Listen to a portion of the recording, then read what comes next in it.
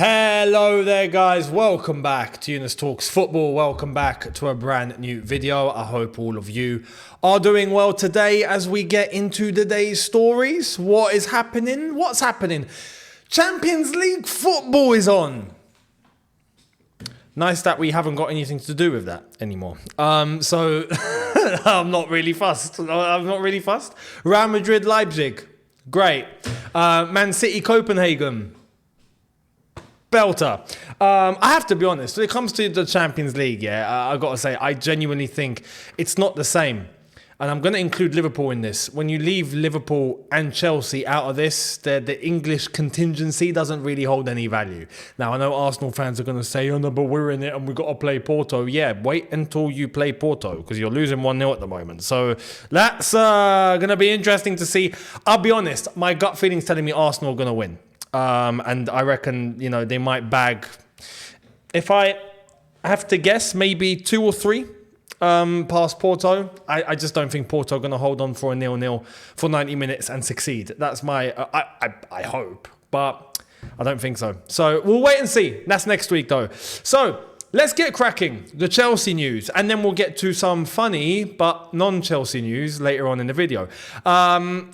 Big stories were popping out today about, I'm going to do this because when he was our gaffer, I was doing this all the time, but Mr. Audi TT.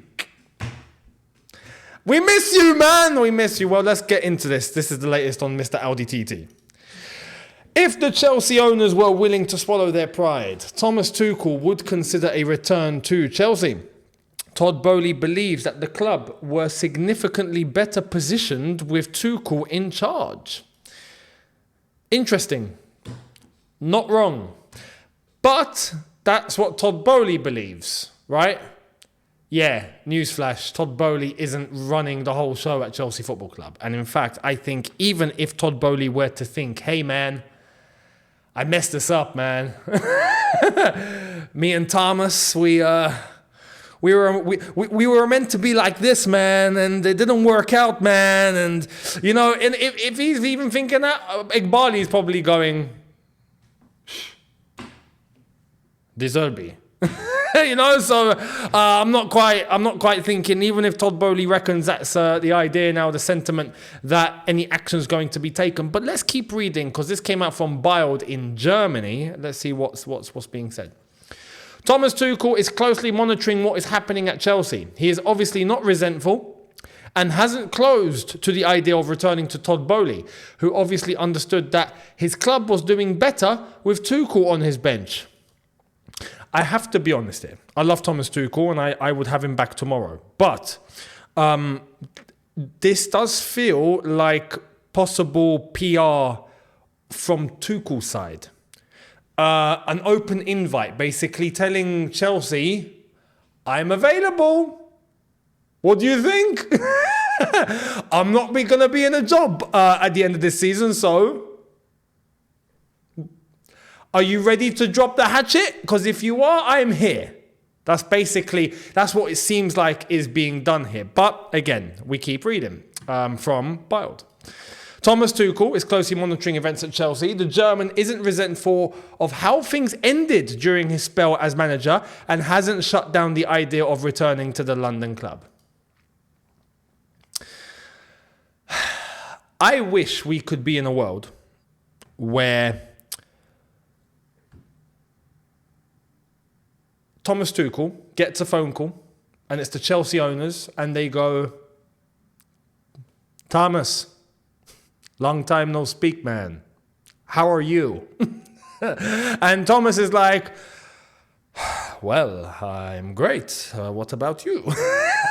And then 5 minutes later, do you want to come back? Look, we're not doing quite well. You're not doing quite well. Together we were doing so well. Like, how about it? Do you reckon it's a good idea? And then Thomas is like, hey, you know what? I didn't want to go in the first place. So, yeah, let's do it. And then, boom, all of a sudden, Tuchel returns to Chelsea and we don't have to think about the past 18 months anymore. I wish that we could be in a world like that. But I'm going to be completely honest with you. Like I've said before, I think the next manager is going to be De Zerbi. I'm convinced. I am convinced that the Chelsea job is there. That what used to be a hot seat, now it's a cold seat. The Chelsea cold seat is there, and it's waiting for De Zerbi to sit on it. I'm convinced. I genuinely don't see any other outcome. And if there is another outcome, I will go, okay, fair play. I didn't see that coming, especially if it's Thomas Tuchel. If I had an advice, or if it were up to me, I would say, listen, drop the hatchet. Not just for the sake of bringing Tuchel back. It's not just for the sake of bringing Tuchel back, but by doing so, you correct your wrong. Tuchel shouldn't have been fired in the first place. And if we're going to talk about things like talent ID and all of that, which, yes, with Thomas Tuchel, it's not always brilliant. I got to even say and be honest about that. It's not always great. But you see, this is how you know when the club was taken over, it was Todd Boehly at the front of it, and now it's not. He left, and there was the whole thing about Thomas Tuchel not wanting to be involved in terms of transfers and, dictating what players to get and all of that. He just wanted to coach. And Todd Boehly wanted Cristiano Ronaldo, and he wanted this, and he wanted, and all of that. And he made himself sporting director. So it's no surprise on that instance that he would definitely want the manager alongside him, probably making the decisions, because Todd Boehly doesn't really know what he's doing in that role. That's to be honest, right? So then we get to a point now where we're looking for the head coach to not really be involved in transfers like Pochettino has had to go through during his time here at the club, and likewise Graham Potter to an extent, where they're not really involved in the transfer decision making. They've only got like an opinion from the outset. What do you think? I need a left back. You got one? All right, we'll take into consideration. All right, forget him. So anyway, he says he needs a left back. Do we need a left back? And then, he's not really in the picture of the conversation. Well, Thomas Tuchel apparently just wants to coach. He would like that. So if we're actually talking about the model, I think Tuchel might actually be happier at Chelsea now than he was when these lot took over. So then some people talk about the style of football, and that's a different story for a different day as far as I'm concerned. Because as far as I'm concerned, I'm not really bothered how we play. I just want us to get results consistently. And it's not, whether we play offensively or we play defensively or we play on the counter or we've got 4 at the back or 5 at the back or 6 at the back or 2 at the back, right? If we have a plan and we're executing our plan, that's all I'm bothered about. With Thomas Tuchel, he had his plan, we executed it, we won the Champions League. Fantastic, yeah? We won trophies. It was great. We were finishing top 4. Great. That was there. So you had something to build on. If he were to come back, you best believe all this animosity that's in the fan base at the moment, all the divide, I honestly think a lot of that disappears. And everyone comes onto the same page, and it's a message sent by the board and by the owners that we're willing to start again. And you know what? I think it would be welcomed by all of us. I would definitely welcome it. If they brought back Thomas Tuchel, I'd be like, all right, fair play. Now we can agree on something. Cool. And then we'll go from there. But I'm not looking to go and get mediocrity and experimenting and this, that, and no. But, like I've said, I think De Zerbi's the next guy. So, look, let me know your thoughts down below. Would you take Thomas Tuchel back? Do you see a chance of Thomas Tuchel coming back? Or are you like me where you would like it to happen, but you don't see it happening? Let me know down below. Much appreciated. Now, there was news about a possible signing this summer. Let's get into it. Breaking: Chelsea eye summer move for Athletic Bilbao star Nico Williams. The 21-year-old has a release clause in his Bilbao contract set at around £43 million, which is relatively affordable, but his wages are set to be expensive. That came from Matt Law. And there's also this. With a potential move for Nico Williams, there is no suggestion that Chelsea is looking to offload either Raheem Sterling or Mykhailo Mudryk this summer, and both players remain committed to the club. I got to be honest, I think if we were to get a Nico Williams, I think it's curtains for one of those guys. Sterling or Mudryk, I think it's over. How can it not be? Nico Williams comes in, well, good luck to Sterling or good luck to Mudryk.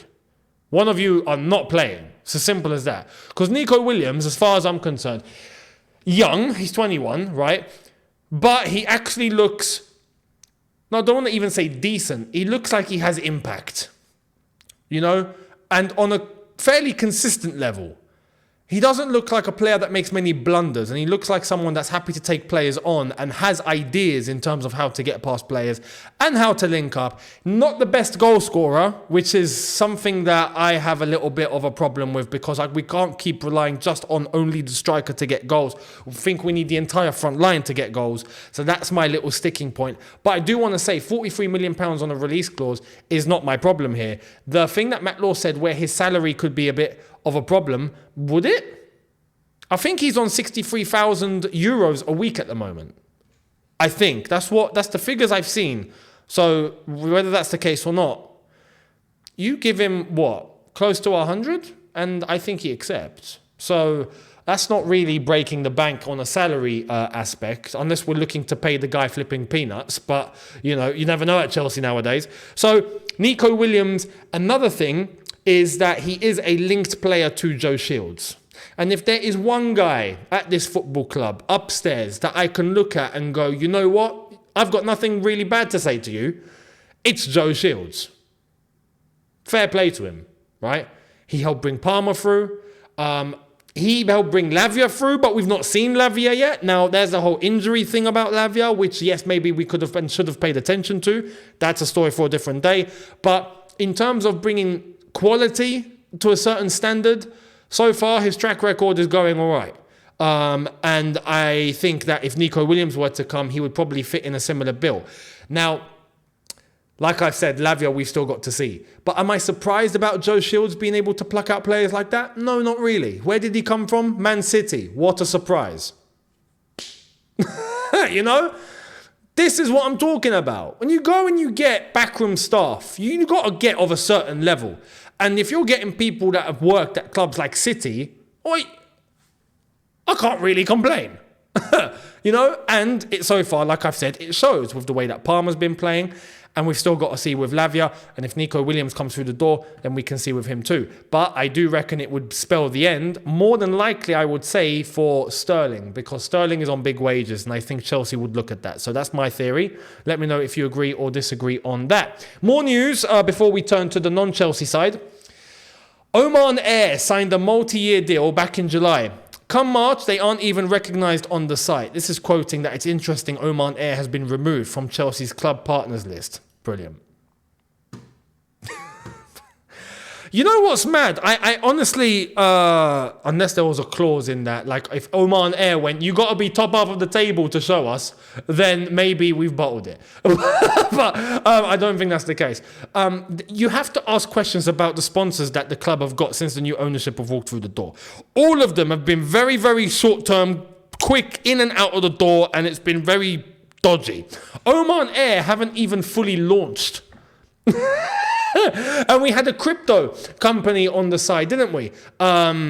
Flipping forgot the name of that crypto firm.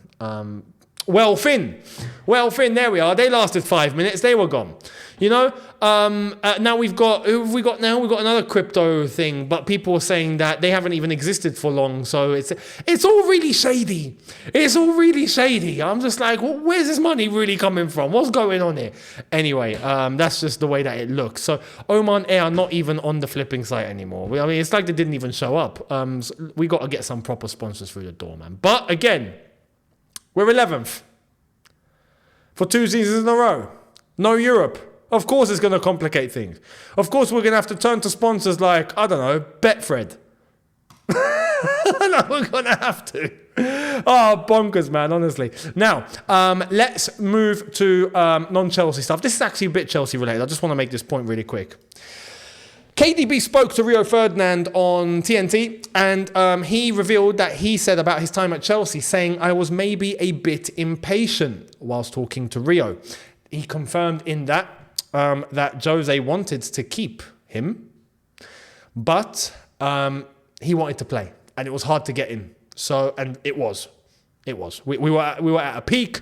You had the prime midfield there with Matic was there at his peak. Fabregas was ahead of him in his, at his peak, kind of. Still killing it. We had midfielders there that were just roaming, and KDB was still young and trying to get in. He revealed that he was a bit impatient and he wanted to play, and if it wasn't going to happen, then he wanted to go. You could say that's worked for him, definitely, in terms of how his career's gone. Brilliant career, one of the best. So no regrets, I'm sure. But ask the question, what could have been if he decided to stay at Chelsea? So wanted to point that out because now it's clear. Jose said it. KDB has said it. I believe even JT has said it. KDB chose to leave. Jose wanted to keep him. Just wanted to keep him working because he was still young. So anyway, those things happen. But that's just something to clarify. Now, Man United, before we end the video, this is where we can have a little giggle, right? Check this out. Gareth Southgate is on Manchester United's list of potential replacements for Erik ten Hag. Brilliant. Brilliant. And you know what? It doesn't end there. It doesn't end there. This is from Mark Ogden, who's a senior writer at ESPN. So maybe not the best source in terms of finding out what's going on at the club, but he said this, and I found it hilarious. Roberto De Zerbi, Thomas Frank and Gareth Southgate are being assessed as potential successors to Erik ten Hag at Man United should the Dutchman leave his post as manager at Old Trafford this summer. Brilliant. I want to end it there. I want to end it there. We are in the mud, of course, but as always, Man United coming clutch to make us not feel so lonely. Brilliant. Brilliant. I mean, they even added Gareth Southgate to the mix. You know, they've gone one step further than us. If we had Gareth Southgate on our list, I'd be kicking off. And, you know, like I've said, I already think De Zerbi's walking through the door, but we've been linked with Thomas Frank. Ridiculous. Add Gareth Southgate to the mix, Riot should kick off. Like, honestly, it's ridiculous. So, Man United, I've got to be honest, I don't think they're going to get Gareth Southgate, but it's a nice little giggle whilst we are in the mud. So let me know your thoughts down below. Much appreciated. And I will catch all of you tomorrow for a brand new one. Make sure you guys are here for that. Hit the subscribe button and the notification bell to be notified once I have uploaded. Don't forget to check out the socials on screen and in the description. Much appreciated. And I will catch all of you tomorrow. Have a good one, people. See you lot then. Take care and peace.